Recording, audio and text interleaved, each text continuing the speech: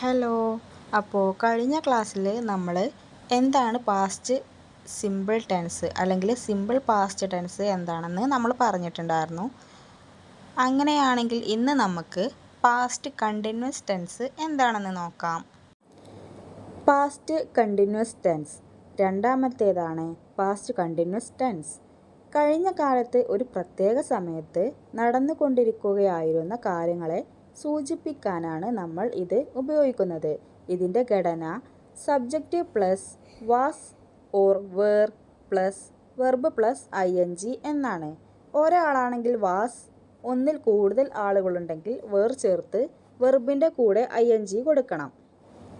ഇവിടെ നോക്കൂ, he was climbing the stairs when I called.